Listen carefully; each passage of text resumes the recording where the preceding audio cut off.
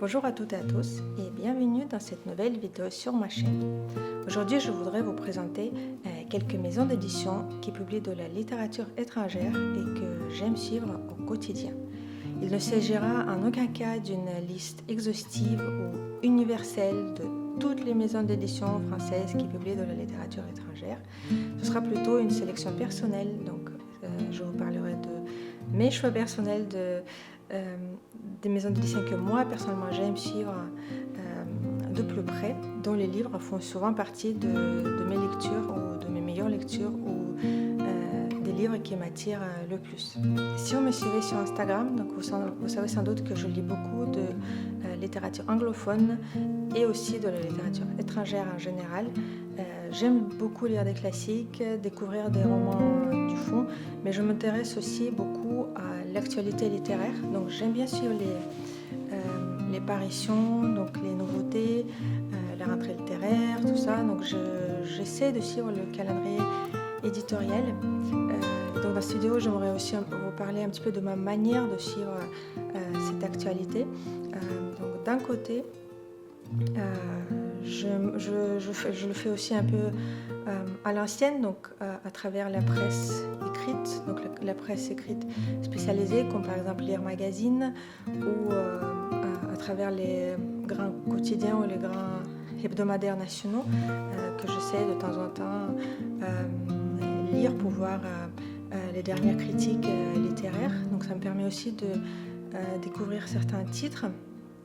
Mais de l'autre côté, donc du coup, à l'ère d'Internet, des réseaux sociaux, je suis beaucoup de maisons d'édition sur Internet, sur Instagram notamment, et je m'abonne aussi parfois à leurs newsletters quand elles sont proposées. Et je suis de la chance parce que avec mon Instagram, plusieurs éditeurs m'ont proposé aussi d'envoyer leur programme de parution. Comme ça, je peux aussi un petit peu voir les prévisions de publication dans les mois à venir. Donc je trouve ça aussi très intéressant. J'ai remarqué aussi que certaines maisons d'édition me servent vraiment de repères et donc qui me permettent de me repérer dans le monde éditorial. Ça fonctionne un petit peu comme avec les auteurs, avec nos auteurs préférés. Donc si on a lu un roman d'un auteur qui nous a plu, la prochaine fois quand il va publier un nouveau roman, donc on va forcément être attiré par ce nouveau roman. Donc je pense qu'avec les maisons d'édition ça fonctionne un peu pareil. Donc si on a découvert plein de belles lectures publiées par une maison d'édition, on va forcément attirer par ces autres parutions, par ces autres publications. Voilà, donc c'est dans ce sens-là que je voudrais vous présenter ces quelques maisons d'édition. C'est pour ça qu'en fait j'aimerais nommer cette vidéo mes maisons d'édition repères. Donc ce sont les maisons d'édition dont les parutions attirent mon œil, attirent mon attention, qui se retrouvent souvent dans ma pile à lire ou dans ma wishlist. Et je vais commencer par vous présenter quelques maisons d'édition qui font vraiment partie de mes maisons d'édition préférées, dont les parutions à chaque fois attirent mon œil et mon attention.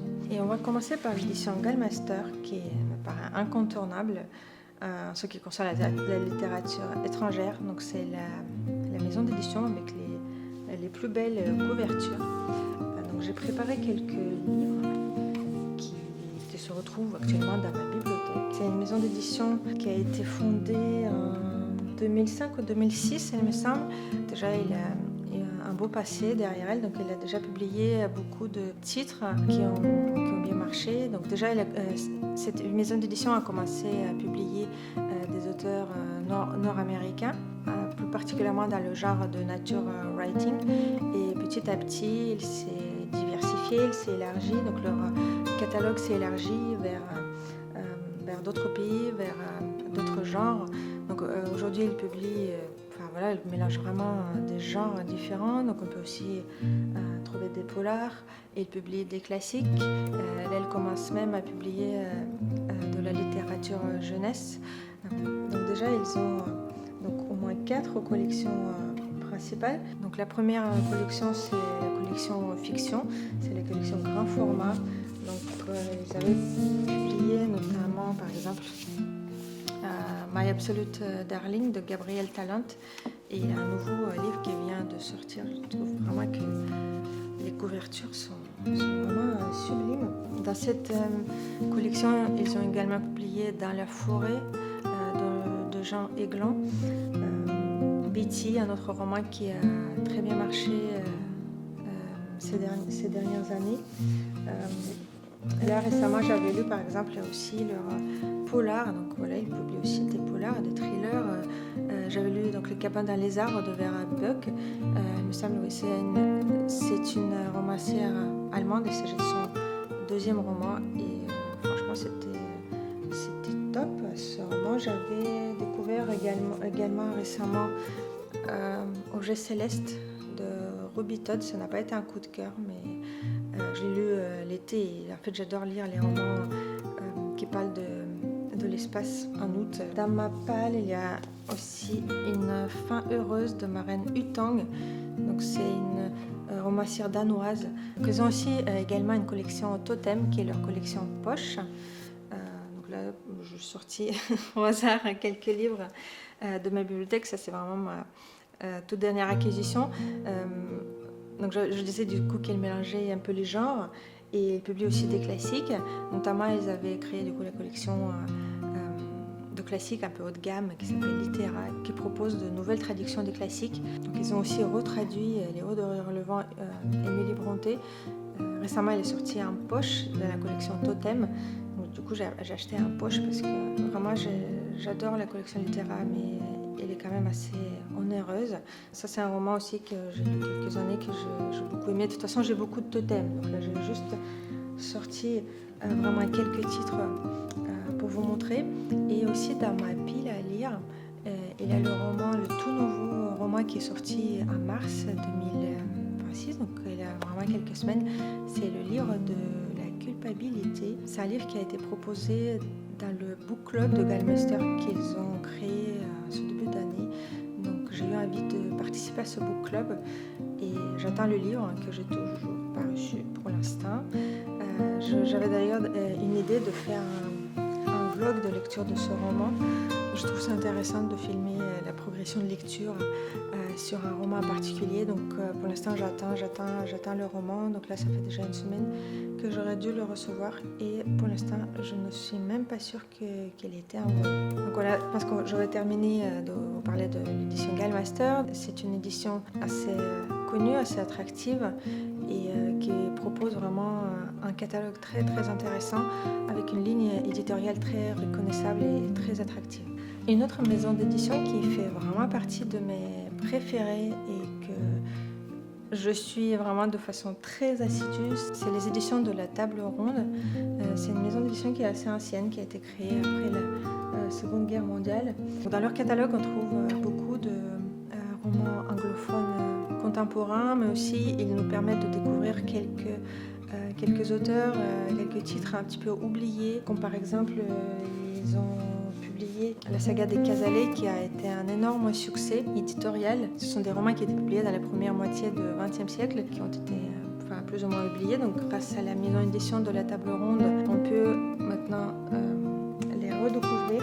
Donc c'était aussi également le cas avec les Sœurs Field, qui était un très très gros coup de cœur de l'année dernière. Donc c'est une autrice, Dorothy Whipple, qui a été apparemment très populaire en Angleterre entre deux guerres, donc entre la Première et la Seconde Guerre mondiale, mais qui est un petit peu tombée aux oubliettes, en tout cas en France, et grâce à la Table Ronde, donc j'ai pu, en tout cas moi, à titre personnel, moi je la connaissais absolument pas, et grâce à la Table Ronde, j'ai pu la découvrir à mon plus grand bonheur. Ils ont aussi publié des romans de Margaret Kennedy, mais pour l'instant je ne les ai pas encore lus. Parmi mes derniers coups de cœur, j'avais aussi lu Hiver de Christopher Nicholson. Donc c'était aussi également une très très belle lecture autour du romancier anglais Thomas Hardy. C'est un roman qui parle des dernières années de sa vie. Donc c'est une maison d'édition qui publie également beaucoup de littérature contemporaine. Par exemple, parmi mes découvertes faites grâce à cette maison d'édition, je peux citer Chloé Ashby,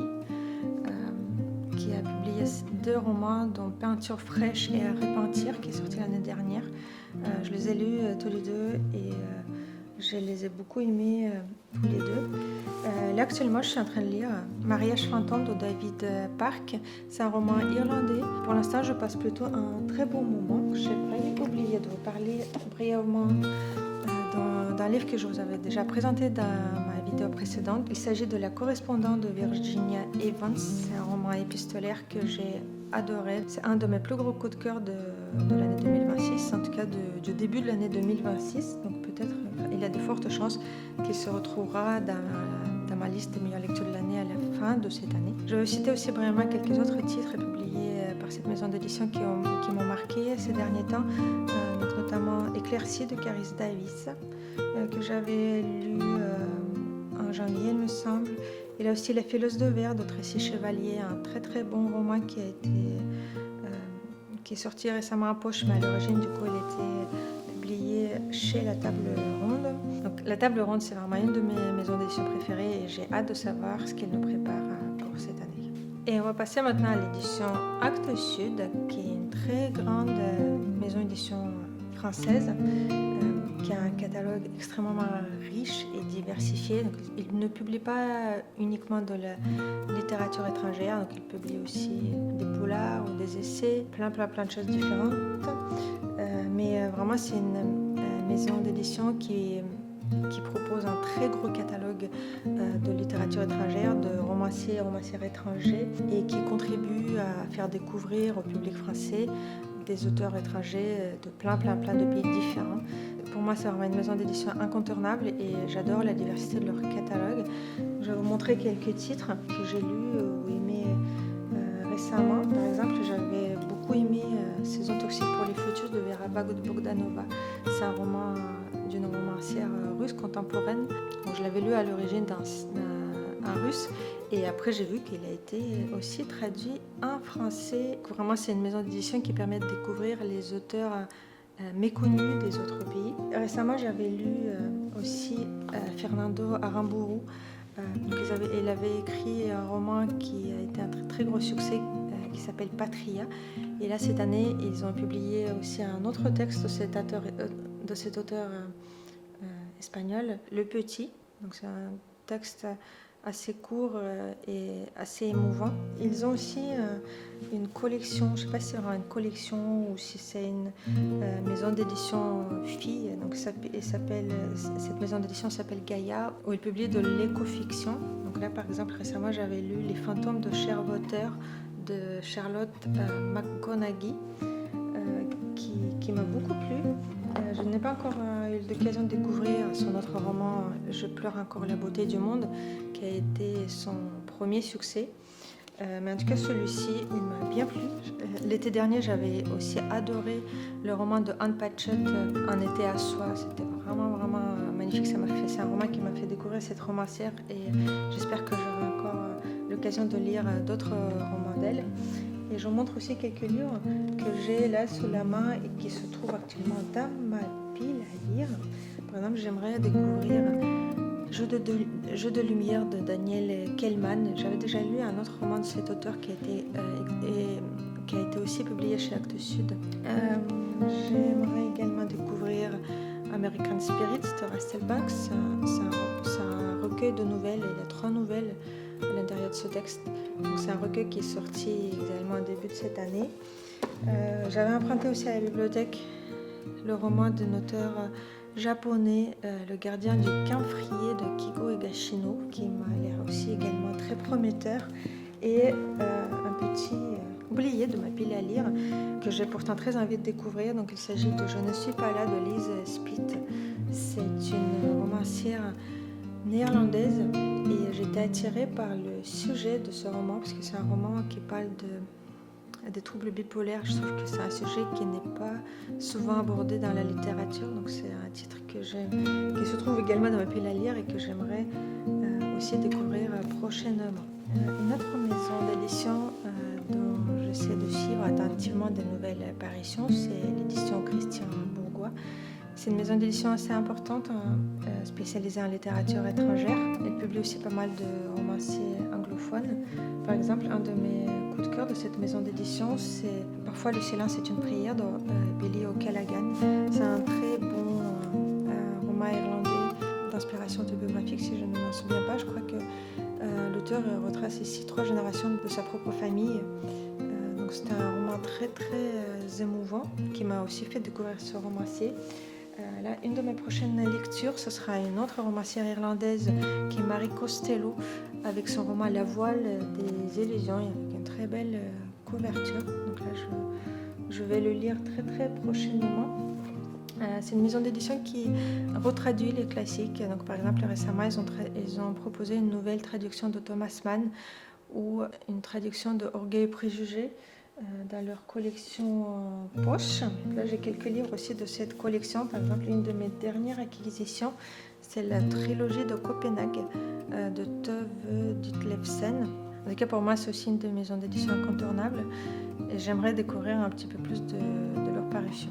Dans cette deuxième partie de cette vidéo, je vais vous parler un petit peu plus brièvement de quelques autres éditeurs français qui publient de la littérature étrangère et que je trouve aussi intéressant à suivre. Donc certains d'entre eux, je connais depuis déjà assez longtemps et d'autres, ce sont des découvertes assez récentes.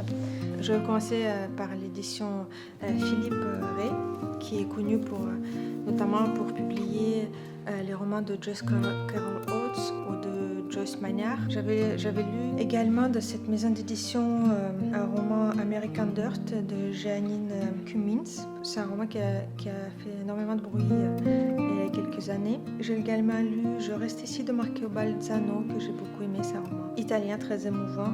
Et une de mes dernières lectures, c'était le roman 5 cartes ni boussole de Meredith Hall, un roman autobiographique où il revient sur les années de sa jeunesse et sur un drame familial qui a marqué sa vie. Donc, c'était un texte également très très émouvant. Une autre maison d'édition que j'aurais mentionné, c'est la maison d'édition Sabine Vespizer. Donc, c'est une maison d'édition assez exigeante, mais il publie vraiment beaucoup d'excellents romans irlandais. C'est comme ça que je pense que j'ai découvert cette maison d'édition. Cette maison d'édition m'a fait découvrir la romancière Claire Keegan, dont je vous ai déjà parlé dans une de mes vidéos précédentes. Je crois que j'ai lu tous ces textes dans cette maison d'édition. Donc elle publie également Jean Carson. Il publie aussi plein d'autres romanciers et romancières irlandaises. Donc, leur catalogue est vraiment extrêmement riche de ce point de vue. Je voudrais également mentionner deux autres maisons d'édition qui m'intéressent, donc que je suis, même si toutes leurs publications ne m'attirent pas forcément.